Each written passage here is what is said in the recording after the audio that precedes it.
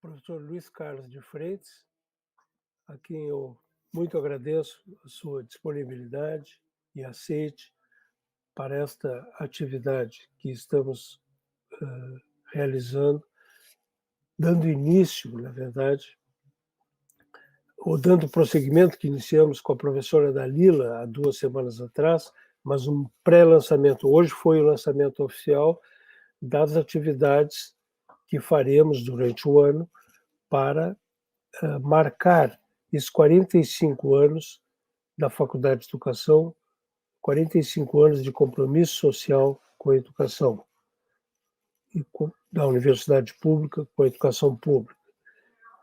E para isso nós pensamos, então, contar com a participação aqui do professor Luiz Carlos de Freitas, professor da Universidade de Campinas, com uma longa trajetória nessa universidade, pesquisador da educação e pessoa muito atuante, né, nos debates educacionais no Brasil e nas críticas às políticas conservadoras e políticas empresariais no campo da educação, e construiu sua trajetória, de fato, nesta trilha, né, partindo do campo da didática. Na verdade, o professor Luiz Carlos é um professor da didática, né? Nós, aqui na Faculdade de Educação, lembro de tê-lo aqui conosco, lá pelos idos dos anos 90, imagino, não recordo bem, né, quando, a partir da publicação de um artigo seu na Educação e Sociedade, em que discutia, né, exatamente a didática relacionada ao projeto histórico, aos projetos pedagógicos, o projeto histórico, depois seu longo trabalho sobre avaliação, políticas de avaliação e avaliação nas escolas, e tem sido, uma pessoa que é um marco, né, para o debate relacionado com o campo da formação de professores, com as políticas educacionais e a formação de professores. Né? Bom, se eu fosse aqui fazer a apresentação mais longa, né, do professor, teríamos quase uma palestra aqui. Então, eu vou ser bastante breve, né, de dizer da nossa grande satisfação de tê-lo aqui conosco e deixar que o senhor mesmo se apresente, tá, professor?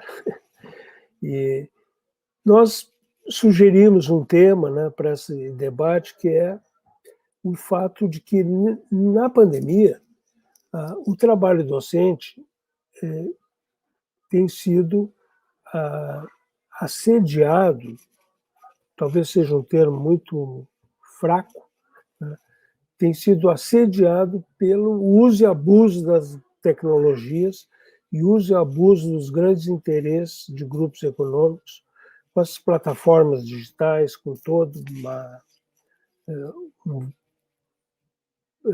aplicativos, né, materiais didáticos, tudo isso para os professores. Isso que tem sido, talvez equivocadamente chamado de ensino híbrido, né, quando, na verdade, quando muitas vezes há referência ao ensino híbrido, estão se referindo a ensino presencial ou semipresencial. Mas o ensino híbrido, na verdade, é um pouco tanto mais que isso, porque é talvez uma reedição de um neotecnicismo que a gente possa estar vivendo hoje no campo educacional. Então, nós sugerimos o tema das reformas em educação, as reformas empresariais na educação, que é um tema que o professor vem se debruçando já há um tempo, e discutir, junto com isso, essas proposições hoje que estão aí colocadas no ensino híbrido. Então, eu passo a palavra, Luiz Carlos, para ti, agradecendo já de antemão a sua participação. Muito obrigado.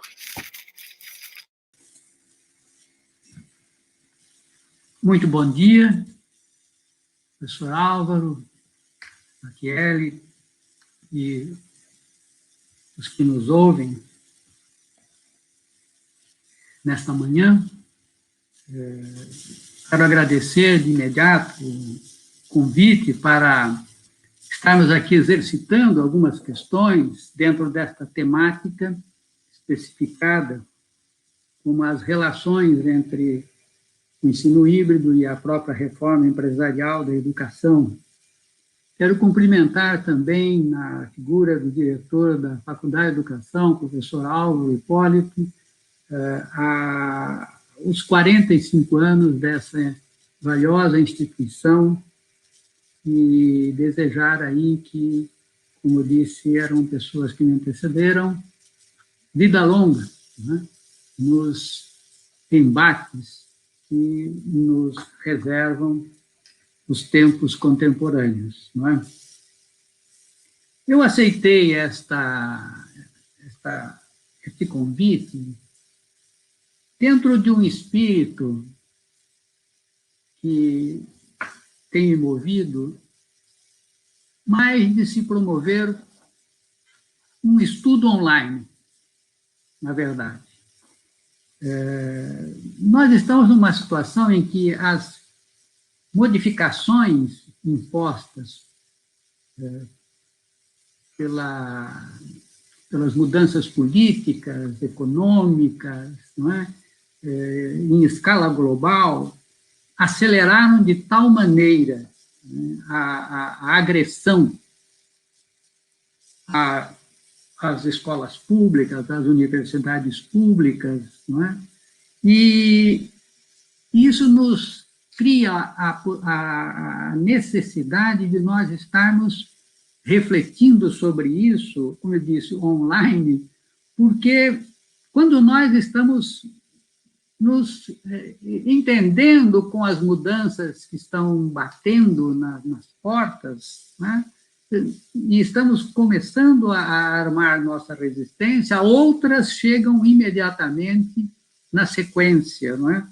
E, portanto, é necessária esta troca para que a gente possa ir construindo, meio que com o carro andando, as nossas interpretações, de maneira a poder construir, inclusive, os processos de resistência e de luta contra estas formulações, não é? E isso não é uma atividade que possa ser feita isoladamente, é uma atividade coletiva. Portanto, eu penso que, com todos os riscos, não é? Mas também com alguns benefícios, estas formas de interação online podem nos permitir submeter à crítica construções que vão sendo feitas com esse objetivo de nós organizarmos um processo de resistência, não é? E isso passa, claro, por entender a dinâmica disso que nós estamos chamando de reforma empresarial da educação, um movimento mundial, não é?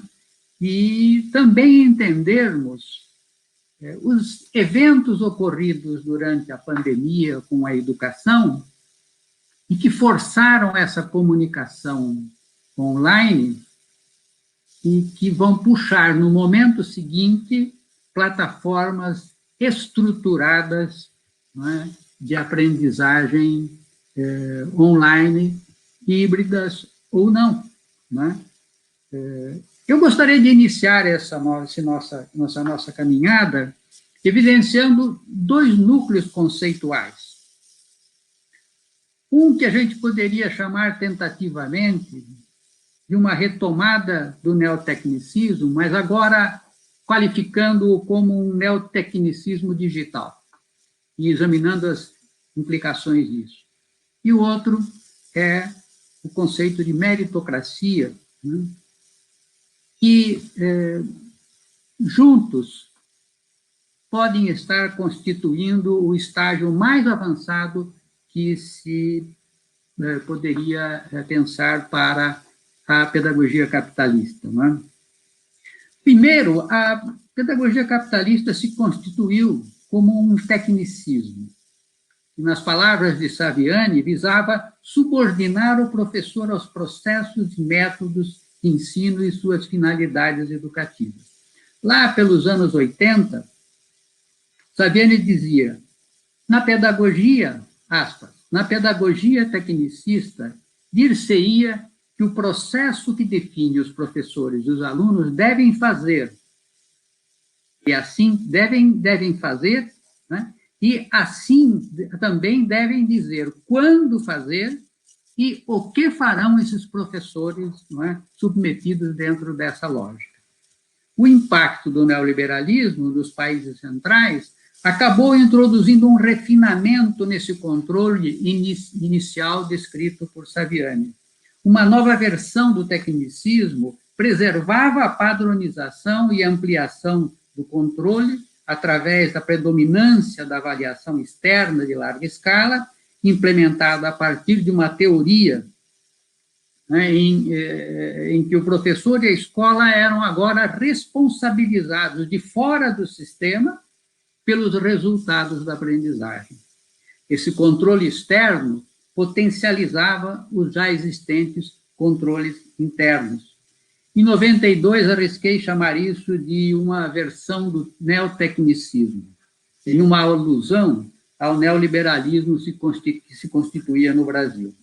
Atualmente, este neotecnicismo atinge um nível mais avançado, agora em sua versão digital, virtualizando e ampliando este controle sobre os professores e estudantes, apoiando-se nas mudanças do mundo do trabalho que mercantilizaram as próprias relações sociais, como bem examina Ursula Russ, e que hoje são mediadas por tecnologias de informação e comunicação, tendo agora como um horizonte as finalidades educativas meritocráticas do neoliberalismo.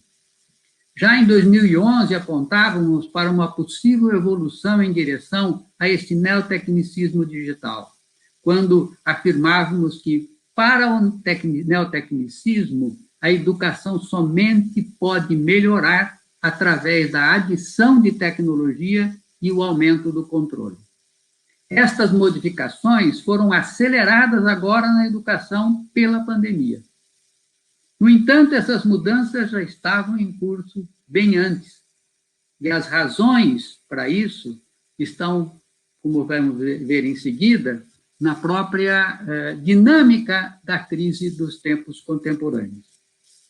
Temos, então, aí dois núcleos conceituais que nos orientarão nessa nossa conversa. Por um lado, está o avanço de um neotecnicismo que combina, agora, a teoria da responsabilização por metas com uma teoria da escolha pública. Juntas, essas duas teorias reformulam os espaços educativos.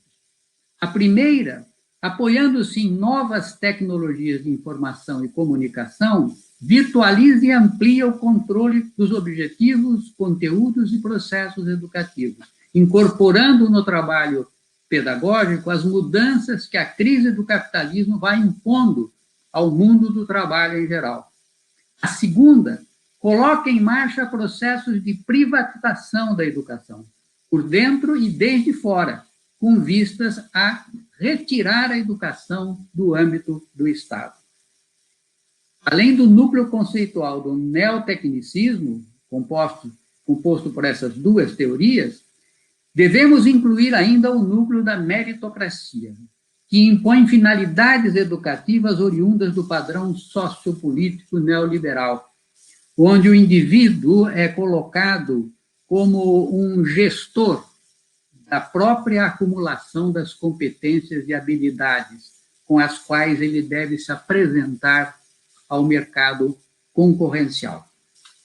No entanto, alerto que a crítica do padrão sociopolítico neoliberal em si, como tem sido tentado por alguns autores, ademais de criar um horizonte negativo que omite as contradições, não é suficiente para explicar sozinho toda a materialidade que o neotecnicismo digital está implementando na educação. Estes dois movimentos, portanto, o neotecnicismo e a meritocracia, encontram sua unidade na crise do capitalismo contemporâneo e, portanto, precisam ser examinados em suas conexões com esta, em um momento da história em que a crise sacode a própria ideologia liberal, levando-a à sua radicalização, e em um momento em que o próprio Estado liberal, ou a democracia liberal, é atacada na forma como foi produzida originariamente pelo capital no século XIX. É obrigatório, portanto, que, ainda que rapidamente, a gente avance para o entendimento de algumas das dimensões da crise do sistema capitalista. Há um agravamento no cenário político e há um agravamento nestas crises que estão se fazendo sentir hoje em todo o mundo de maneira mais incisiva, inclusive no Brasil. Para descrever a crise do capitalismo, que arrasta igualmente o liberalismo, eu vou, então, pontuar 4 ou 5 dimensões desta crise, sem, obviamente, ter aqui a intenção de descrevê-la em todos os seus aspectos e em todos os seus meandros. Não é? Eu vou estar fazendo uso de uma série de autores que fazem estas análises, como Mésaros, Wallenstein, Speck, e uma série de outros autores aí que nos ajudam a entender esse processo. Não é? Eu resumi da seguinte forma. A primeira dimensão da crise, ela se refere ao próprio objetivo que o sistema capitalista se colocou e desenvolveu historicamente. E que Schumpeter alertava muito bem já na década de 40, ao dizer que o capitalismo teria problemas não pelo seu fracasso, mas exatamente pelo seu sucesso. Um sistema que se propõe a acumular dinheiro para acumular mais dinheiro indefinidamente, obviamente, terá problemas. Por quê? Por um lado, vai acabar destruindo a própria espécie humana, já que não tem limites. E, por outro, vai destruir o ecossistema. Então, essa é uma questão que está ligada à própria dinâmica do sistema capitalista. Ele tenta retardar essa sua vocação, mas ela sempre reaparece em algum momento seguinte. Não é? A segunda dimensão diz respeito a um debate mais técnico que ocorre nas contradições da própria geração de valor. Né? Aí a gente poderia resumir o impasse da seguinte forma. Baixos salários levam a maiores lucros, mas diminuem o consumo e geram endividamento. Maiores salários, pelo oposto, derrubam os lucros.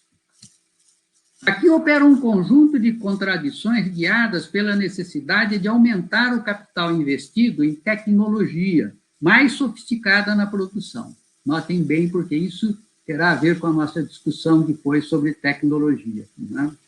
É necessário, portanto, aumentar o capital investido em tecnologia mais sofisticada na produção e diminuir o capital investido em mão de obra, a qual, em parte, é substituída por novas tecnologias, gerando menos postos de trabalho ou postos mais simplificados e mais baratos.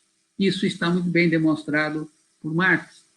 Mas, a longo prazo, esta realidade pode gerar uma queda tendencial nas taxas de lucro que exigem, por parte do capitalismo, colocar em marcha fatores contrariantes que, se não forem acionados satisfatoriamente, podem agravar indefinidamente esta tendência posta na dinâmica da própria geração de valor do capitalismo. Não é?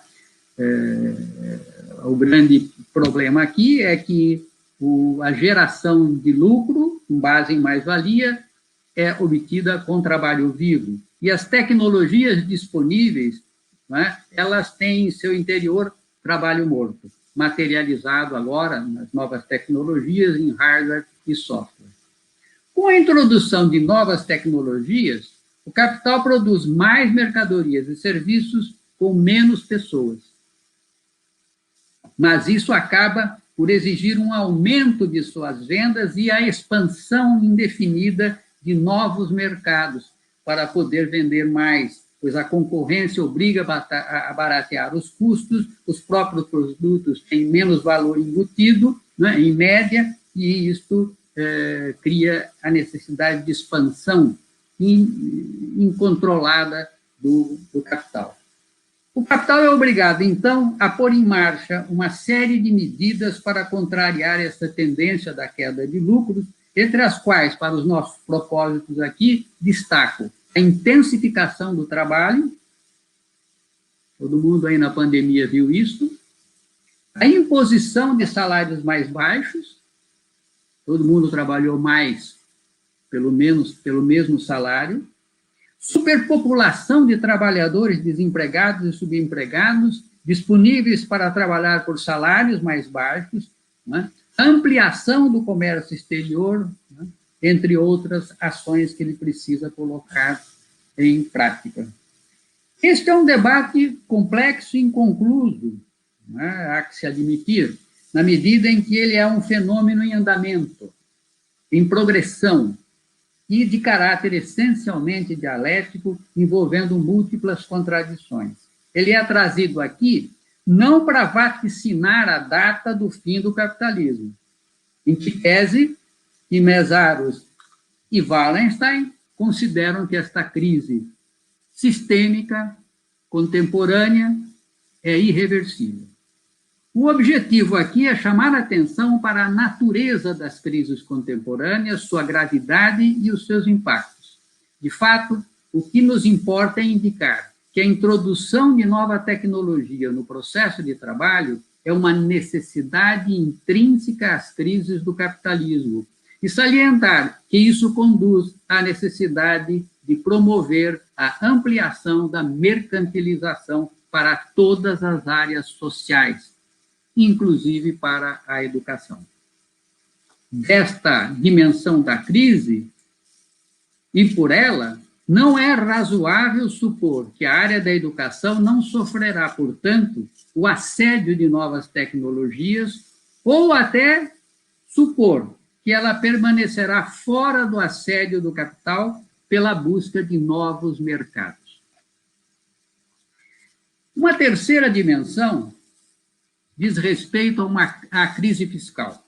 O Estado, pelo menos até agora, era chamado a intervir para prover alguma compensação à permanente exploração a que trabalhadores eram submetidos. Esta foi a promessa liberal desde a criação do Estado liberal centrista, em meados do século XIX. Wallenstein descreve isso com uma precisão muito grande.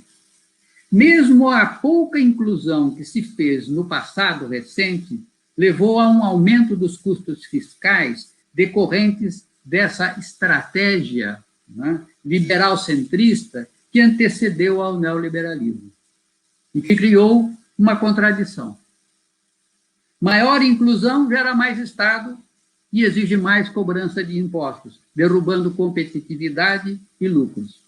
O inverso, a redução da inclusão, diminui o Estado, reduz impostos, permite atender às demandas do capitalismo, mas gera mais conflito social, em um quadro em que o capitalismo precariza constantemente a força de trabalho a cada inovação tecnológica que introduz para postergar suas crises.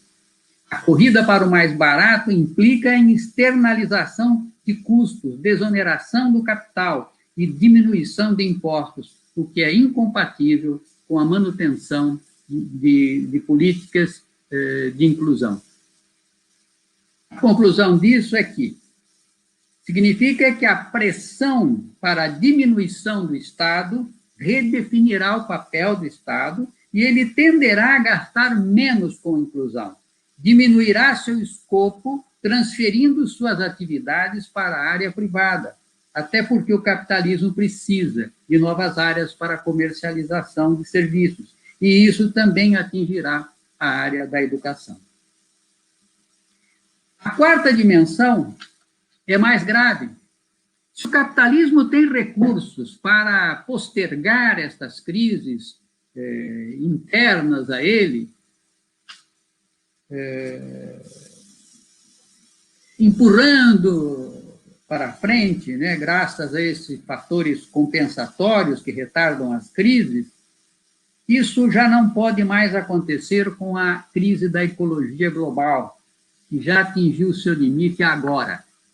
O agravante é que ela é ampliada pelo fato de que o capitalismo recusa-se a continuar pagando o custo da recuperação ambiental, deixando esta tarefa a cargo do Estado ou de ações filantrópicas, ambas passíveis de serem atingidas pela própria crise. Nessa dimensão colocada, o nosso tempo simplesmente acabou. Não é? Ou nós agimos imediatamente, ou então uma limitação desde fora será colocada ao próprio processo de acumulação, e agora colocando em risco a própria humanidade. A quinta e última dimensão que eu trago, ela é, na verdade, uma decorrência daquela crise 2, ou daquela dimensão número 2, que tratava da crise do valor, e aponta para a possibilidade do uso de inteligência artificial e novas tecnologias 4.0, muitas vezes alardeada para além das capacidades reais que elas têm nesse momento, né? Principalmente no campo da inteligência artificial. Randall Collins põe em evidência que essas tecnologias podem constituir um sério entrave à própria recuperação sistêmica. A crise de empregos que agora será gerada pela introdução dessas novas tecnologias atingirá a classe média, em virtude da robotização, internet das coisas e outros desenvolvimentos. E terá enorme dificuldade para ser equacionada a partir daquelas soluções que foram usadas anteriormente para minimizar o impacto da primeira onda de introdução de tecnologia menos sofisticadas e que atingiram os trabalhadores menos qualificados. Desequilíbrios de ordem política certamente surgirão, dada o posicionamento político que a classe média tem nos próprios embates que se tem no campo da democracia, né, e política em geral. Este é o quadro da crise, não é, em geral, não é, que dão um pouco o cenário no qual as mudanças da educação estão sendo demandadas. Não é? Os efeitos políticos mais notórios que emergem desta crise são os seguintes. Por um lado, há uma radicalização da proposta sociopolítica neoliberal, em substituição àquele liberalismo centrista emergente do século XIX. Em meio a esses impasses que descrevi, a estratégia tem sido empurrar as crises para a frente e, por outro, blindar as elites dos efeitos financeiros e políticos destas, através do restabelecimento das teses do liberalismo clássico, fortalecendo um contrato social meritocrático, construído dentro de uma lógica radical liberal, que tem sido chamado de neoliberalismo, e cujas bases foram lançadas lá nos anos 20, no século passado, no entreguerras, e tornaram-se hegemônicas nos anos 70. Esse caminho, no entanto, depois de 40 anos iniciado nos países centrais, não tem conseguido equacionar os problemas contemporâneos do capital. Em segundo lugar, está o aparecimento e o fortalecimento das vertentes do conservadorismo que se estruturam ao redor do mundo, em muitos casos em aliança com o neoliberalismo e com acesso a governos importantes. Uma aliança especialmente eleitoral entre conservadores e neoliberais tem garantido capacidade política para obliterar o avanço das propostas alternativas, né, que visem fazer uma crítica do liberalismo, né, do neoliberalismo, inclusive. E, finalmente, temos um terceiro efeito que diz respeito ao desenvolvimento de um horizonte negativo e que tem muito do fortalecimento que teve um movimento que é híbrido nas suas posições e que tem sido chamado de pós-moderno, que ao recusar os projetos históricos disponíveis para combater o capitalismo, remove a categoria das contradições e cria um vazio, que favorece a ocupação do espaço político, como muito bem examina McManus, pelo conservadorismo e em aliança com o neoliberalismo. Este movimento, focando a atenção nas consequências culturais da crise do capitalismo, deixa de aduzir suas causas estruturantes, ou seja, a própria crise do capitalismo. Né? Enfim, este é o quadro um pouco que eu penso que nós precisamos situar, né, nossa reflexão quando nós precisamos desenvolver os nossos processos de resistência a estas formulações que estão sendo apresentadas. Não é? Eu gostaria agora de examinar um conjunto de teses e um conjunto de contrateses, não é?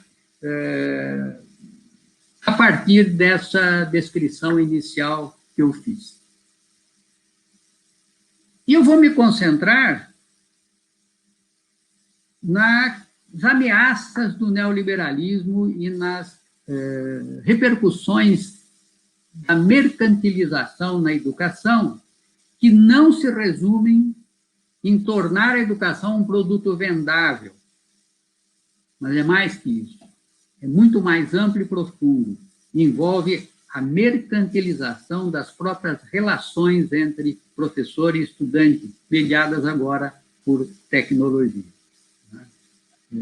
Não incluirei aqui, portanto, análise dos outros efeitos políticos mencionados, não é? Sejam a aliança conservadora neoliberal, até porque isso tem sido tratado bastante na literatura, e também não incluirei a questão da análise crítica do movimento pós-moderno.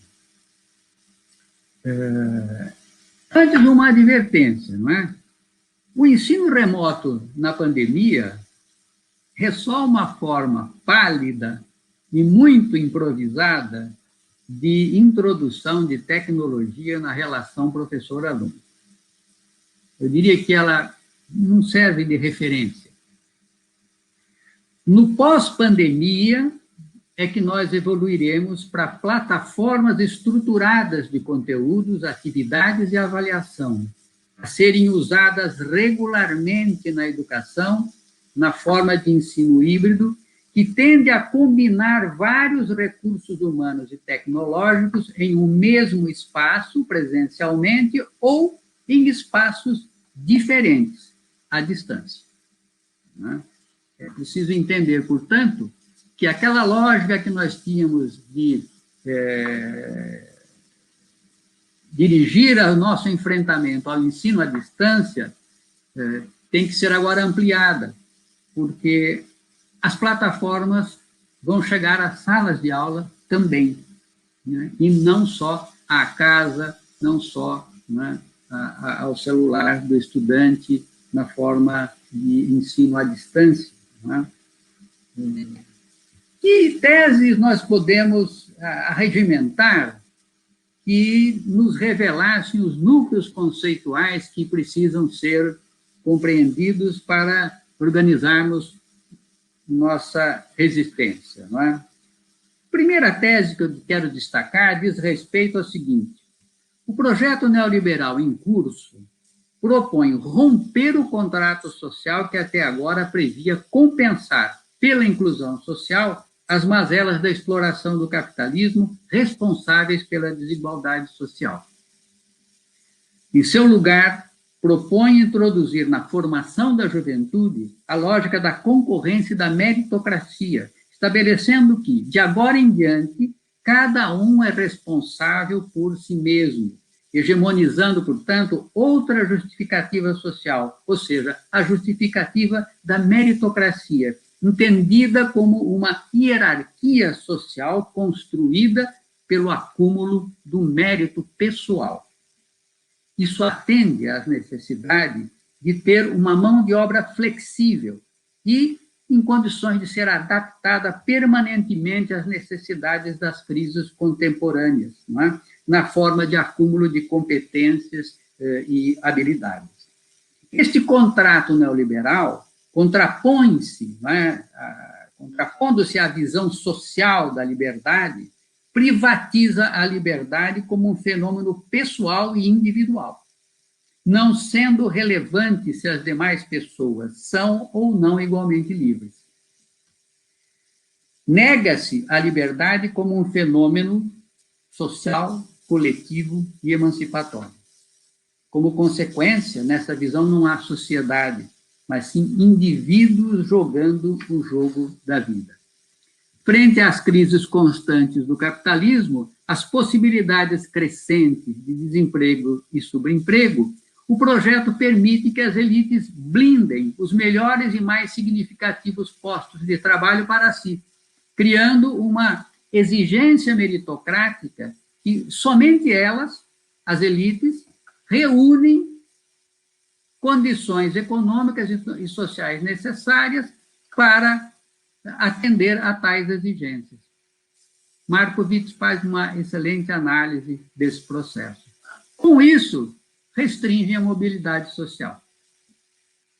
Por outro lado, questionam a democracia liberal, argumentando que a política deve ceder lugar à figura de um gestor imparcial, como propõe Maria Helena Chauí, como forma de resolver todos os problemas. Este gestor deve agir tecnicamente e sem influência de demandas populares. Outro autor, MacLean, fez também uma brilhante análise desta mudança que começa a acontecer já em meados da década de 60. Por esta via, vislumbram caminhar em direção a uma utópica democracia de proprietários, para usar o termo de José Chassin, sonho acalentado desde a Revolução Francesa pela burguesia emergente. Constrói-se na juventude dessa forma a ideia de que cada um é responsável por si mesmo, minando a própria ideia do Estado inclusivo e, pelo oposto, fortalecendo a ideia de um Estado mínimo. Afinal, se cada um é responsável por si mesmo, e se eu conseguir acumular méritos e ganhar dinheiro, por que é que eu devo pagar mais impostos para ajudar vagabundos que não se esforçaram para se apropriar das oportunidades que lhe deram? Não é? Essa é a lógica que nós estamos criando na juventude. A segunda tese é a seguinte: para implementar esse contrato social meritocrático, articulado com as novas demandas do mundo do trabalho, é preciso criar uma nova materialidade nas escolas, fortalecendo as teses educacionais tecnicistas, que levam a uma ampliação do controle técnico e político da escola, fazendo uso da adição de tecnologia da informação e da comunicação disponíveis, tais como o ensino híbrido. Isso conduz à introdução de plataformas de aprendizagem e sistemas informatizados de dados. Esse movimento, que atende, como vimos, a necessidade de lidar com as contradições do capital, elevando a produtividade pela introdução de tecnologia e ampliando o mercado, vai na esteira da mercantilização do que Ursula Ruth chamou de a mercantilização da própria sociabilidade, agora também mediada por tecnologia, não é? Isso sob controle de grandes corporações transnacionais. Nas palavras de Ruth, mais aspectos da vida são incluídos no mercado, ou pelo menos aqueles aspectos que interessam para gerar o lucro e que antes se encontravam fora dele. Isto inclui, segundo ela, a biologia, a arte, a cultura, os serviços públicos e a própria sociabilidade. Nesse processo de mudança, ela aponta que os trabalhadores criativos foram convertidos em produtores de conteúdo. E continua: a colonização da sociabilidade pelo mercado não só gerou uma nova fonte de lucro, mas também penetrou na estrutura da vida social das pessoas, minando a base da futura solidariedade. Ruth acrescenta que a comunicação social agora envolve, com efeito, aspas, o pagamento de um dízimo a estas empresas que fazem mediação tecnológica, por parte de todas as pessoas ao redor do mundo que tenham um contrato de telefone ou uma conexão à internet em sua casa. Um número que continua a crescer exponencialmente. Fecha aspas. Ou seja, a própria sociabilidade e nela a educação tornou-se agora mediada por tecnologia com o objetivo de ampliação de lucros. Rousseau ainda faz uma afirmação que é bem elucidativa. Os fabricantes, aspas, cujas marcas estão expostas, não é, nos equipamentos que usamos, representam a ponta de um iceberg de trabalhadores que abrange os mineiros que extraem os minerais que são suas matérias-primas, os trabalhadores que os montam, operários de transporte, operários de armazém, operários de engenharia e engenheiros de software, funcionários de call center e muito mais. Depois, ainda há a infraestrutura, os satélites, os cabos, que ela diz serem muito sólidos, e roteadores Wi-Fi, que permitem que todo esse trabalho digital, aparentemente evanescente, não é, seja acessível de forma invisível através de ondas de rádio e a própria rede elétrica, sem o que nada poderia funcionar. Estas mudanças, portanto, vão criar pressões sobre o sistema educacional, visando preparar a juventude segundo as necessidades do mundo do trabalho, afetando o currículo da formação de professores, sua atividade como professor, bem como o currículo, né, dos próprios cursos dos estudantes nos sistemas de ensino. Como salienta Weiner, as alterações globais do trabalho, no trabalho dos trabalhadores culturais e do conhecimento e aqueles do serviço público envolvem a intensificação ampliada do trabalho, a diminuição da autonomia e criatividade, a padronização de processos de trabalho, a pressão para se desempenhar de acordo com padrões cada vez mais rigorosos, estabelecidos de cima para baixo, definidos em termos de protocolos, metas de desempenho e padrões de qualidade. As corporações transnacionais querem trabalhadores familiarizados ou capazes de dominar pacotes de software específicos e de se comunicar com clientes em um mercado global. Da mesma forma, diz Weiner, que os professores fizeram na mudança para o aprendizado remoto durante a pandemia. Fecha aspas. Para garantir o alinhamento do sistema educativo a essas novas demandas, as escolas são colocadas sob maior controle por políticas educacionais que responsabilizam por metas estabelecidas, né, e por sistemas de avaliação e credenciamento nacionais organizados para controlar de fora para dentro as instituições formadoras de professores e o próprio ensino em geral, que passam a ter seus currículos auditados, bem como seus estudantes, que se tornam objeto de avaliações de larga escala, nacionais e internacionais, destinadas a verificar o seu desempenho, exercitando dessa forma a competição, a concorrência e a meritocracia. A terceira tese, nós poderíamos reuni-la da seguinte forma: a mercantilização das relações escolares tem como consequência o estreitamento do conceito de formação humana, reduzindo a dimensão de competências e habilidades e simplificando, à luz desta concepção, o trabalho do professor e do aluno, através de bases nacionais comuns curriculares, rotinizando o trabalho pedagógico de forma a permitir que uma parte significativa deste seja convertida em trabalho morto dentro de plataformas online, na forma de algoritmos de aprendizagem.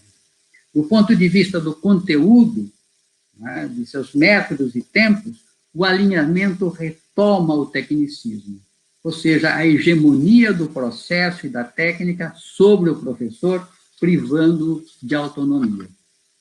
Esse controle, que já estava sendo ampliado pelo neotecnicismo desde os anos 90, principalmente pelas avaliações externas da escola, agora é amplificado ainda mais na forma de um neotecnicismo digital.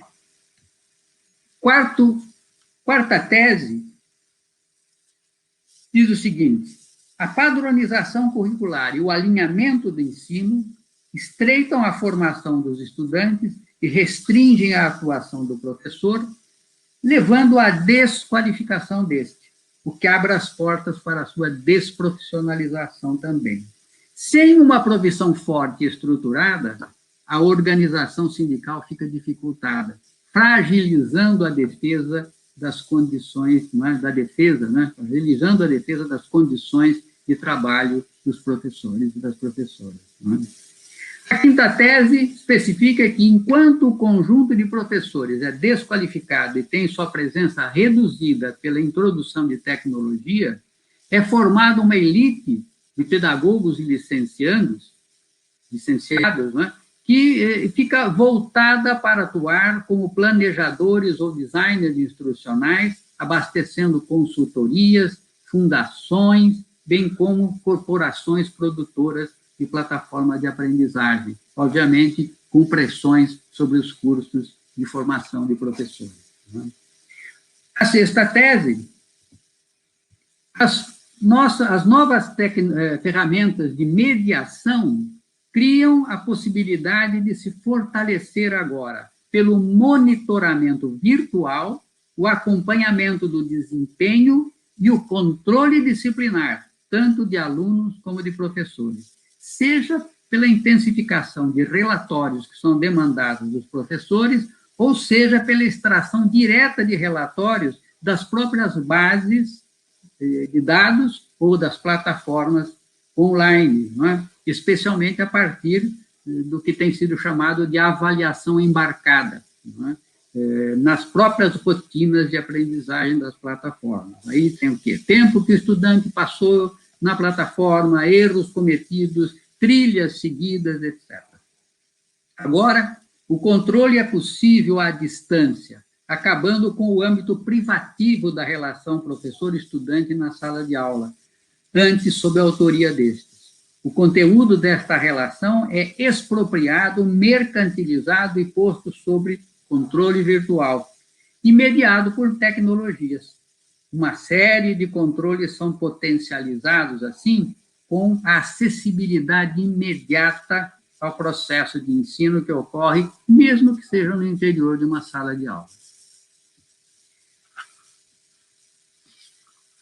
Em sétimo e último lugar está uma tese que diz o seguinte: a criação acelerada de um mercado educacional, combinada com a redução do papel do Estado, abre um campo enorme para a iniciativa privada ir assumindo o lugar do Estado na educação pública.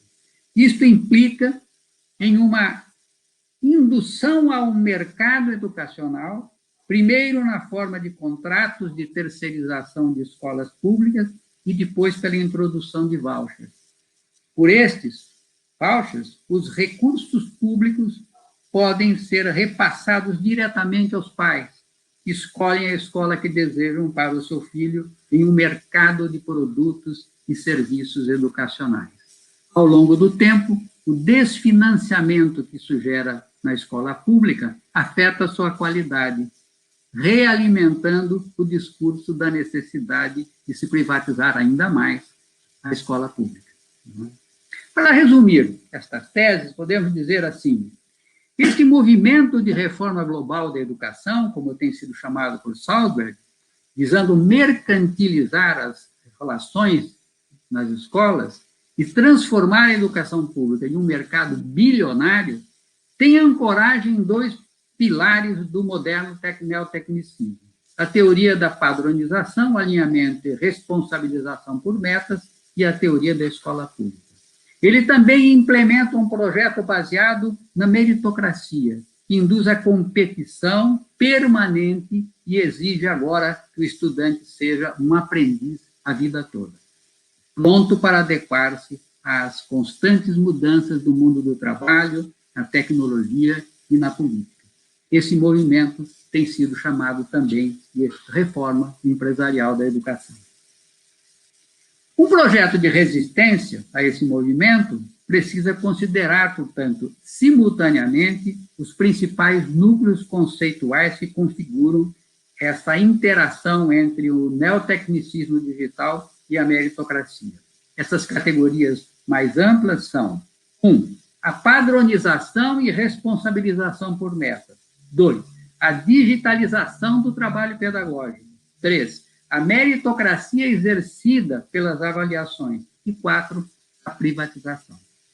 Todos esses são aspectos, né, que operam sincronizadamente para configurar aos poucos, né, este modelo empresarial de educação, moldar o futuro da educação de forma a que atenda às necessidades de uma crise sistêmica permanente do capitalismo, né? Bem, eu aqui não trouxe a base empírica destas formulações, mas elas existem e podem ser consultadas, se for o caso, não é, na literatura, ou então no próprio blog que eu mantenho, e que reúne, né, um conjunto de relatórios que avaliam o andamento dessas tecnologias, principalmente nos Estados Unidos, não é, que é onde ela existe de uma maneira bastante desenvolvida. Eu queria agora passar, para irmos finalizando, as contrateses. Ou seja, o que é que nós podemos já evidenciar de contradições existentes nestas formulações e que podem nos ajudar no nosso programa de resistência. Primeira contradição, então, é que o movimento de reforma global não opera sem contradições. Este movimento neoliberal na educação deve e pode ser combatido, a começar pela rejeição da padronização das bases curriculares estreitas e suas políticas de alinhamento, pela defesa de uma concepção de formação humana alargada, que inclua todas as dimensões formativas, ou seja, cultural, artística, histórica, cognitiva, né, ética, afetiva, político-social, né, inseridas na vivência do coletivo dos estudantes. Isso visa impedir a redução da formação humana ao plano de competências e habilidades, pensado como um conjunto de cadeias conceituais e comportamentais que terminam sendo uma simplificação da formação humana para poder ser incluído em plataformas de aprendizagem. Esta afirmação está baseada no próprio diagnóstico realizado por profissionais ligados ao desenvolvimento da inteligência artificial, que apontam, como Max Tegmark, que a tecnologia da inteligência artificial avançará mais rapidamente, tanto mais simplificada e rotinizada foram as atividades a serem objeto da inteligência artificial, né? Ele diz assim, se você vai ser um médico, né, você deve não se tornar um radiologista, que passa o dia inteiro olhando exames de imagem. Você deve ser um médico que recebe a análise automatizada pela inteligência artificial e decide pelo tratamento. Fecha aspas. Não é? Isso torna crítico que se lute contra uma concepção tecnicista de educação voltada para a supremacia dos processos e técnicas sobre o professor e que necessita ser operacionalizada, simplificada, tornar-se estreita para ser objeto da tecnologia. O segundo elemento contraditório é que o neotecnicismo digital encontrará limites. Saviani já apontava, em 83, a vocação da pedagogia tecnicista para, aspas, planejar a educação de modo a dotá-la de uma organização racional, capaz de minimizar as interferências subjetivas que pudessem pôr em risco a sua eficiência. Fecha aspas. O neotecnicismo digital quer levar isso às últimas consequências. Porém, o desenvolvimento humano é um ato que requer intersubjetividade para a sua construção, e que no atual modelo de escola que temos é usualmente caracterizado pela relação viva de pelo menos dois atores, o professor e o estudante. Atividade que tem característica imaterial, como alerta Fabiano. As plataformas tendem a simplificar e transformar o trabalho vivo do professor, no atual modelo de escola que temos, em trabalho morto. Ou seja, transforma o trabalho imaterial em trabalho material objetivado em algoritmos instrucionais. Ao proceder assim, as plataformas, além de estreitar, interrompem o processo de troca intersubjetiva entre professor e estudante, ficando limitadas ao que está materializado nos softwares, o que é sempre bem inferior aos caminhos que o trabalho vivo interativo pode abranger e implementar. Dessa forma, o trabalho vivo do estudante não encontra mais seu correspondente, seja com seus pares ou com o professor, rompendo a troca intersubjetiva necessária à produção e apropriação do conhecimento pelo estudante. Imitar a relação professor-aluno em uma tela interativa tem sido a ilusão das tecnologias educacionais desde seu início lá nos anos 60 do século passado.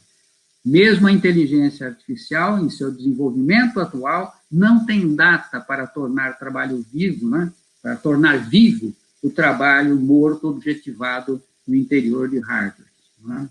Por ora, a saída tem sido objetivar apenas uma parte desse trabalho material do professor, como no caso do ensino híbrido.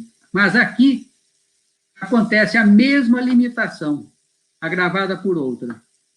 A introdução dessas plataformas desqualifica o professor e o desprofissionaliza, como já vimos, reduzindo sua atuação a momentos específicos e de baixa complexidade, insuficientes para atender às exigências da produção de conhecimento.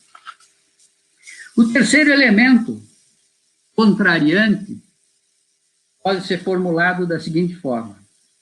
Pode-se argumentar que a disponibilização do conhecimento via plataformas contribui para garantir oportunidades iguais para todos os estudantes. No entanto, não foi isso que a pandemia demonstrou. Contrariamente ao desejo de garantir oportunidade a todos, as desigualdades de acesso, cultura e condições de vida atuam dando às elites maiores vantagens. Também o argumento de que as plataformas permitem uma instrução personalizada, que leva em conta o nível de desenvolvimento que o aluno vai obtendo, não se sustenta. As plataformas criam, na verdade, trilhas de progressão diferenciadas, as quais espelharão a desigualdade das condições de vida no trajeto que o aluno realiza em seu interior. A digitalização carrega para a plataforma a mesma exclusão por dentro, já denunciada por Bourdieu em relação à escola capitalista. A desigualdade social vai ser transferida para o próprio ambiente tecnológico das plataformas, expresso agora em trilhas diferenciadas de progressão, onde cada um avança segundo suas possibilidades. Porém, o estudante que pode vai avançar e ser estimulado a novos desafios, e vai receber enriquecimentos da aprendizagem, e quem não avança, ou segue em um ritmo mais lento, vai ficar limitado às trilhas básicas e, no limite, dependente de um professor, que agora, pelo ensino híbrido, estará desqualificado pela expropriação dos conteúdos e métodos em seu trabalho. Ou seja, quebra-se o fatídico ritmo único de sala de aula da pior forma possível, destravando o desenvolvimento daqueles que podem ir mais rápido, à custa de diferenciar e relegar a uma trilha de progressão mais simplificada ou mais lenta aqueles que têm mais dificuldades. Esses argumentos desconsideram que as plataformas são elaboradas exatamente a partir da despersonalização do ensino, como adverte Diane Harris. Deveriam ser, como ela diz, na verdade, chamados de sistemas despersonalizados de ensino. Né? A quarta fonte de contradições aí, que podemos incluir, é a seguinte: não devemos deixar de lembrar ainda que a tecnologia em nossa sociedade é introduzida pela necessidade de conter as crises do capital, que continuarão, e pela necessidade de contrapor-se à tendência de queda de rentabilidade dos processos produtivos, tendo como sua consequência a intensificação do trabalho e a destruição das profissões, sendo, portanto, vista pelas corporações como forma de recomposição e aumento do lucro. Isso condicionará as finalidades e o alcance da introdução da tecnologia nos processos sociais. E, finalmente, um quinto núcleo contraditório, este criado por atores que até agora nós não demos muita atenção na educação, ou seja, os pais dos estudantes. Nos países centrais, cada vez mais os pais se organizam para controlar o ímpeto destes sistemas de ensino, né, que visam a introdução de plataformas digitalizadas. Temem pela invasão da privacidade dos filhos através do acúmulo contínuo de informações em sistemas que armazenam dados ligados às plataformas. Temem pelo tempo de exposição de tela a que seus filhos estão sendo submetidos nessas plataformas, seja na escola, seja em casa, que prejudicam e adoecem seus filhos, seja do ponto de vista psicológico ou físico, agravado pelo massacre das avaliações, sejam avaliações de larga escala, de fora para dentro da escola, sejam pelas agora avaliações embarcadas nas plataformas. Mas também há um outro aspecto. A promessa da privatização, de permitir agora, com a inserção de todas as escolas em um único mercado educacional, em que os pais podem escolher, através de um voucher, de um crédito que é dado aos pais para ele pagar as suas matrículas, também encontra limites muito fortes, especialmente no país que mais universalizou o uso de vouchers, que é o Chile. O que tem sido observado é que essa proclamação privatista, que o pai pode escolher a escola, não se realiza na prática. Note, nós vimos lá entre as contradições que estão atuando hoje no capitalismo, que o Estado tem que ser redefinido nas suas funções e ele deve afastar-se das políticas de inclusão, porque ele tem que ser um Estado que cobra menos impostos. O que é que nós devemos esperar, então, quando a gente pode fazer, quando se faz a pergunta de qual o valor que terá esse voucher? Qual o valor que pode atribuir o Estado ao voucher no meio desta crise sistêmica intensa que ele sofre, em que ele redefine o próprio papel do Estado? O Chile responde: é um valor pequeno. Portanto, os pais não podem pagar sozinhos as matrículas nas boas escolas privadas. E nós sabemos que o mercado não trabalha com um critério único de qualidade. O mercado trabalha com um degradê de qualidade, desde as melhores escolas até as médias escolas, ou escolas menos qualificadas. Cabe ao pai, portanto, consultando quanto dinheiro carrega no bolso, complementar os vouchers dados pelo governo para poder escolher uma escola de boa qualidade. Isso é uma das bases da crise que se pode acompanhar no Chile, né, com enormes manifestações recentemente. Não é? Isso nos leva a reafirmar que só a escola pública pode colocar um padrão alto de qualidade para todos. Mas, para isso, ela precisa ser financiada, ela precisa que aqueles que fazem a escola pública possam ter condições de trabalho adequadas, que políticas sociais contraponham a precarização e a destruição de uma juventude que agora, para ganhar a vida, tem que ficar em cima de bicicletas, em cima de motocas, fazendo entregas, acumulando migalhas para sobreviver. Não é? Nesse meio é que as contradições estão sendo dadas, não é? E o Estado cada vez mais recua de suas funções de compensação dessa desigualdade desenfreada. Pesados, procuramos aqui mostrar que o ensino híbrido nasce compromissado com um projeto educativo, uma reforma empresarial da educação que condiciona a própria utilização de tecnologia.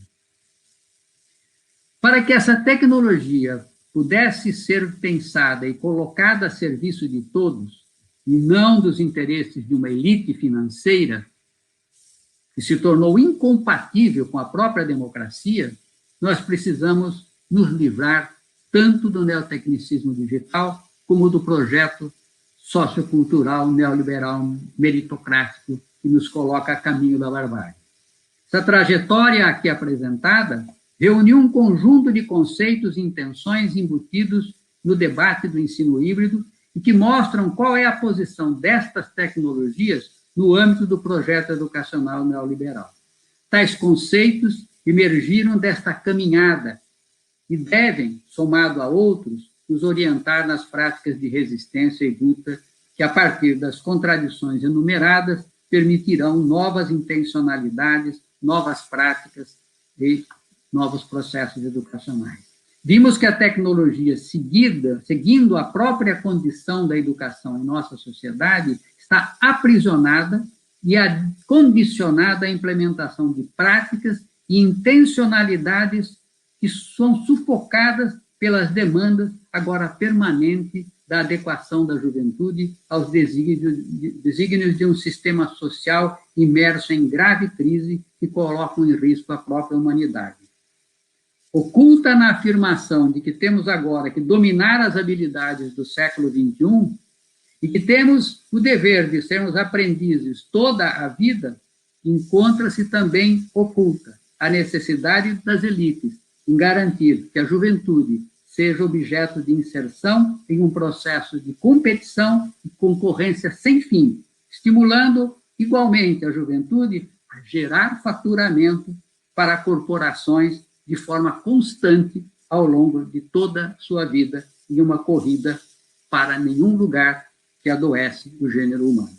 Portanto, ao denunciarmos o papel que a tecnologia cumpre nesse cenário, não temos como alvo a produção e uso de tecnologia em si, mas evidenciar que para que ela possa estar a serviço de sua finalidade principal, ou seja, reduzir a dependência da humanidade do trabalho, que a impede de vivenciar todas as demais dimensões da vida, é preciso libertá-la, bem como a educação das amarras que a colocam a serviço das elites financeiras e das grandes corporações nacionais e transnacionais que se apropriaram do destino da humanidade e da própria sociabilidade. Obrigado por ter aberto esse espaço para este exercício de teses e contrateses, e estas são as considerações que eu tinha para trazer, professor Álvaro. Muito obrigado, professor Luiz Carlos. É uma satisfação ouvi-lo e sobre um tema tão atual e problematizado da forma como o senhor trouxe para nós. Certamente terá consequências na nossa formação e nos debates que vão, né, prosseguir aqui na faculdade e no campo educacional no Brasil. Nós temos algumas perguntas aqui de ouvintes. Eu vou sintetizar um pouco aqui, fazer um bloco de 3 que temos aqui. Se houver tempo, é a sua disponibilidade para isso também. A Lisandra Jardim pergunta: o senhor entende que este é um caminho para o fim da escola pública? A nossa colega, a professora Neiva, pergunta: estamos sendo arrastados pelo tecnicismo digital sob o argumento de que ficaremos obsoletos. A pergunta: a obsolescência poderia ser uma forma de resistência? E a professora Valdelaine Mendes, também nossa colega aqui da faculdade, pergunta: se diante de tamanha precarização do trabalho e da formação em todos os níveis de ensino, como você percebe as parcerias público-privadas nas instituições públicas de ensino superior, em especial aquelas que se estabelecem sob o pretexto da formação de empreendimentos? Em especial aquelas que estabelecem sob o pretexto da formação de empreendedores, que é um tema que cada vez mais cresce nas universidades. Então, é isso. Acho que essas 3 questões a gente poderia fazer um bloco. Se houver mais, a gente faria um outro para finalizar em seguida. Muito obrigado. Bem, obrigado pelas questões. O que eu posso agregar aí nesses 3 questionamentos? Em relação à primeira, estas propostas emergiram e são defendidas até hoje com o intuito de extinguir as escolas que eles chamam de escolas do governo. A ideia aparece das formas mais diversas. Por exemplo, há 30 anos atrás, nos Estados Unidos, apareceu uma conversa que era assim: as escolas públicas precisam se reinventar, elas precisam inovar.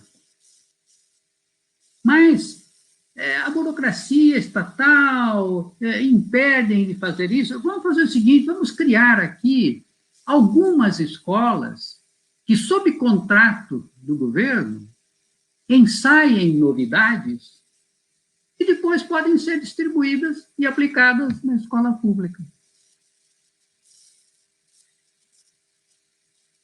Assim foi feito.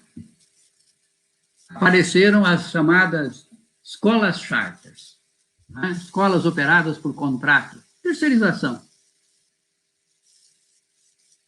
30 anos depois,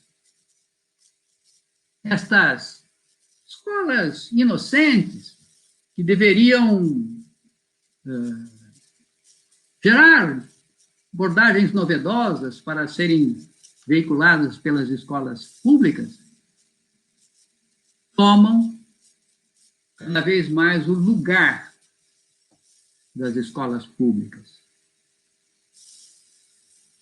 E não só isso, ampliou-se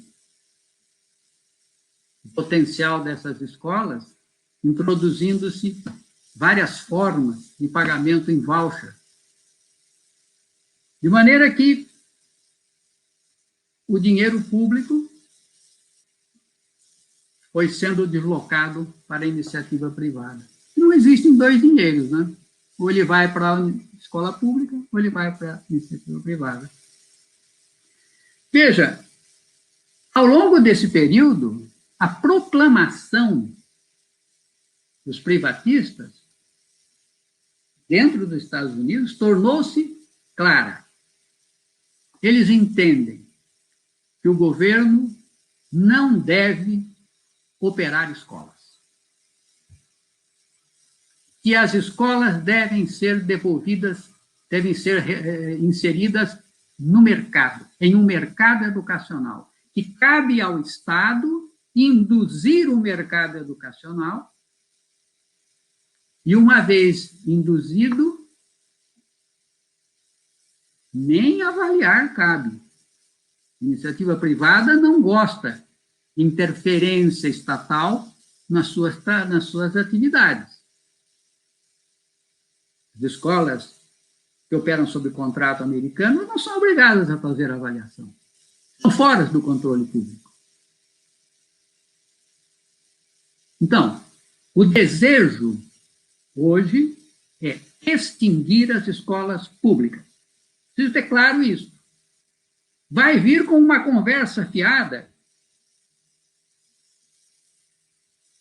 de melhoria da educação, etc., de ajudar, de que, afinal, a educação é de interesse de todos, mas, no fundo, a lógica está lá, desenvolvida por von Mises, e depois por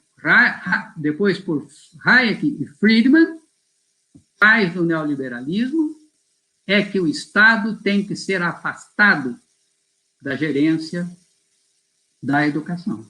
E que a educação deve ser, como a saúde também, entregue à iniciativa privada, que o fará com melhores qualidades. Por quê? Eles admitem o seguinte como tese: somente a inserção da atividade educacional no mercado poderá fazer emergir a qualidade pela competição entre provedores de serviços. Então, não há aí nenhuma intenção, se há, é ingenuidade. É só ir aos fundamentos dessa propositura e é isso que nós vamos encontrar lá. Como não deve haver ingenuidade também com a introdução de vouchers. Primeiro, pelo que eu já disse, os vouchers não são suficientes para pagar boas escolas privadas. Os pais vão ter que enfiar a mão no bolso e complementar. Segundo, porque os vouchers são utilizados para transferir dinheiro para a iniciativa privada e também para as escolas religiosas, que são obstadas hoje de receber recurso público diretamente do Estado. Mas que, se eu passo para o pai, aí não é mais o Estado que passa para a escola religiosa, é o pai. Então, isso alimenta também a segregação social, seja religiosa, seja racial. Abundam os estudos mostrando que a introdução da privatização ou a introdução da educação no mercado acirra a segregação racial e, claro, também a segregação econômica. Veja que no Chile, hoje, ainda tem escolas só de meninos e só de meninas. E como é que elas conseguem sobreviver, não é, dessa forma? Por quê? O Estado não deveria fazer isso, não é? Sobrevivem porque existem vouchers que passam aos pais que escolhem essas escolas. Não é? Nos Estados Unidos, na década de 50, ela apareceu depois de uma afirmação, depois de uma decisão da Corte Suprema americana que mandava dessegregar as escolas imediatamente em todos os Estados Unidos. Qual foi a reação dos segregacionistas? Implantar os vouchers. Por quê? O voucher dado ao pai, ele podia, então, continuar matriculando o seu filho em escolas que segregassem. É assim que inicia nos Estados Unidos a aplicação dos vouchers. Não é? Lá na Virgínia, bem analisada na época, não é? pelas falas, né, favoráveis a esse processo de James Buchanan, da Escola Virgínia, da Escola Neoliberal de Virgínia. Então, vejam que a história destas ideias que chegam, assim, muito de forma elegante para nós, tem um histórico muito complicado, não é, onde elas emergiram. A segunda questão diz que será que a obsolescência não poderia ser uma forma de resistência? Eu entendo que não. Por quê? Há o conceito de obsolescência programada, inclusive. Note que o capitalismo precisa ampliar tecnologia no processo produtivo e diminuir capital investido na mão de obra. Significa o quê? As mercadorias, elas, além de ter um valor embutido menor, elas precisam ter espaço para serem comercializadas, porque, embora eu possa produzir mais mercadorias com a nova tecnologia, eu preciso vender mais, já que elas são mais baratas. Isso implica que eu tenho que aumentar a forma de mercantilização. O capitalismo encontrou uma forma também de obrigar você a trocar o seu celular, o seu computador, o seu software. É uma obsolescência programada. Quem usa Windows há 15, 20 anos, deve se lembrar daquelas mensagens da Microsoft dizendo o seguinte: a partir do ano que vem, em junho do ano que vem, o sistema Windows 7 não terá mais assistência técnica. Ou seja, ou você migra para um sistema novo, ou simplesmente você fica ao sabor dos hackers. Ou aquele jogo casado entre desenvolvimento do software e desenvolvimento do hardware. Você tem um computador com uma certa capacidade, ali funciona o seu software muito bem. Mas vem uma nova versão do software, maior, mais exigente de memória, mais exigente para poder cumprir as novas tarefas que agora ele promete. Aí o seu computador fica lento, começa a engasgar, travar, etc. E você tem que fazer o quê? Se quer usar um novo sistema, você tem que trocar o seu hardware, comprar um novo computador. E o mesmo acontece com os celulares, não é? Que aí é gravado pela moda. Não é? Imagine, né, um estudante indo na escola com seu celular velho e olhando para o celular do amigo moderno. Não é? Ele será pressionado a trocar. Então, veja que a obsolescência não consegue ser uma resistência para um sistema que quer imprimir velocidade e programa a obsolescência para movimentar permanentemente o mercado, né, de tecnologia. Né? E a terceira questão diz respeito às parcerias público-privadas, né, e a essa ênfase no empreendedorismo. Eu acho que eu já mencionei durante a minha fala a raiz do empreendedorismo. Né? Ele está alicerçado lá numa ideia que foi desenvolvida na forma de um neoliberalismo, que o sujeito tem que ser responsável pela sua vida. Isso é tão forte entre os neoliberais que James Buchanan dizia em 2005 mais ou menos o seguinte: o indivíduo que passa pela vida e não consegue, chegando ao fim dela, ter um mecanismo de subsistência, deve ser tratado como se fosse um animal que não tem independência.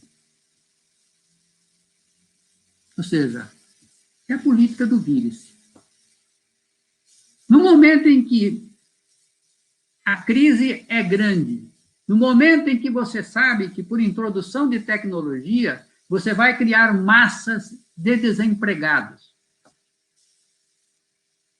No momento em que você sabe que o Estado não pode fazer-se cargo de incluir essas massas, porque ele mesmo está se tornando o mínimo. O que resta, em termos políticos, fazer para equacionar esse problema? Dizer que cada um é responsável por si mesmo, que cada um seja empreendedor de si mesmo. Empreenda. Vire-se. Essa é a base do empreendedorismo, né? E as parcerias público-privadas, elas estão dentro desse quadro de privatização, né, e destruição do setor público de educação, seja ele a educação básica, seja ela a educação superior, estão todas dentro dessa lógica destrutiva, né, que visa reinserir todos dentro de um grande mercado educacional. É isto que penso. Professor, para encerrar, nós temos mais duas questões, acho que podia fazer um bloco final, e o senhor já pode ir fazendo suas considerações finais, se desejar. O professor Mauro Delpino pergunta como avalia, no cenário atual, a capacidade de resistência do magistério frente às diversas armadilhas que estão postas pelo capital, em especial pela competição posta pelas plataformas digitais, principalmente aquelas que passam a oferecer o trabalho docente uberizado. Então, o que ele foca é na capacidade de resistência do magistério frente a essas novas formas, né? E, em particular, o trabalho docente uberizado. A professora Mara levanta uma questão que vai por um outro caminho, que é um tema que nós vamos ter que discutir daqui para frente, né? Ela pergunta como que o senhor percebe a pressão para reformar as políticas curriculares para os cursos de licenciaturas e agora para os cursos de pedagogia. É um caminho para associar mais rapidamente a formação docente com esses imperativos empresariais? Então, eu acho que essas duas questões, e nós vamos encerrar o bloco de perguntas, porque senão também, né, o professor vai ficar Não, é um prazer. Tá bem. Então, tá um bom debate, tá muito bom. Então, por favor, professor. Bem, qual a capacidade de resistência do magistério nesse quadro, né?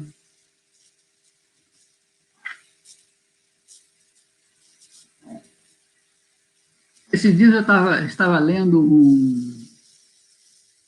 um autor, defensor da privatização do ensino, radical, né? Escreveu um dos primeiros livros que apontava isso, essa necessidade lá na década de 80, com um parceiro Chubb, né? E ele estava muito bravo, fazendo um balanço do desenvolvimento destas décadas todas de avanço do neotecnicismo, ele não usa essa expressão, claro, mas de avanço das mudanças que ele considera benéficas de privatização, etc, etc. E de quem reclamava Moe? Ele reclamava dos sindicatos. Ele dizia que os sindicatos impediam o avanço pelo seu corporativismo, tratar de apenas interesses próprios, não pensar nas criancinhas, pobres criancinhas, e estavam travando a reforma empresarial da educação. Eu fiquei muito satisfeito quando eu li isso. Falei, poxa, né? Aí um reconhecimento público de um adversário qualificado, o papel que os sindicatos podem cumprir nesse processo de resistência. Então, a primeira recomendação é a seguinte: essa não é uma batalha para se lutar sozinho. Portanto, porque inclusive ela é longa. Não pensa que acaba em 22, não. Em 22 ela só continua de outra forma se os conservadores saírem do governo. Aí voltam os autores originais, da época do Temer. Então, essa não é uma batalha para se enfrentar sozinho. A minha recomendação primeira: se você não é afiliado ao sindicato, corre fazer a sua afiliação. Porque os sindicatos têm um papel importante a dar nesse embate, mesmo que seja pelas razões até mesmo mais corporativas que possam movimentá-lo. Mas eles dão uma atuação, fazem uma atuação importante nesse processo e dão uma contribuição, pelo menos, para barrar, né, o desenvolvimento acelerado dessas propostas, né. O segundo elemento eu já apontei durante as contrateses que eu abordei, e acho que cada uma daquelas contrateses contém núcleos de resistência, é que nós precisamos fazer um questionamento muito forte da simplificação da atividade educativa posta nas bases nacionais comum curriculares, né, e de formação de professores. Porque aí está um problema sério.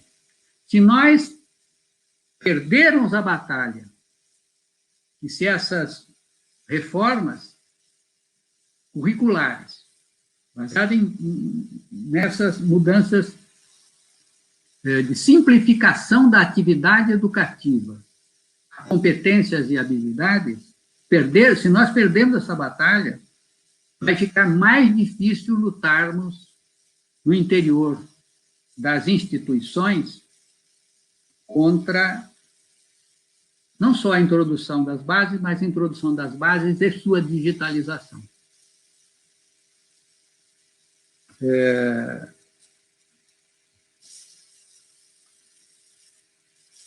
Questionar, portanto, o que entendemos por uma educação de qualidade, mas uma educação com formação humana ampla, é fundamental para nós. Não só a expressão, eu quero educação de qualidade. Sim, mas o que é essa educação de qualidade? Em primeiro lugar, é uma educação de formação ampla. É uma educação que pega todas as dimensões da formação humana do ser humano. E isso tem que estar presente na escola. E não pode ser reduzida e colocada dentro de plataformas na forma de competências e habilidades. Aliás, entendendo-se equivocadamente que tanto uma como outra podem ser ensinadas, né? Valores, você não aprende porque ensinaram você a verbalizá-los. Você depende de experiências concretas, coletivas, para que eles sejam formados e desenvolvidos. Então, eu penso que essa é uma batalha essencial que nós precisamos dar, né? Uma batalha que discute o que é formação humana e quais são as dimensões que nós precisamos para a juventude nesse processo formativo. A questão da uberização, que a Ursula Russ trabalha com o nome de cibertariado, né? Ou seja, a criação de uma enorme quantidade de trabalhadores agora vinculados a plataformas, como o caso da Uber, por isso o nome, né? Uberizado, né?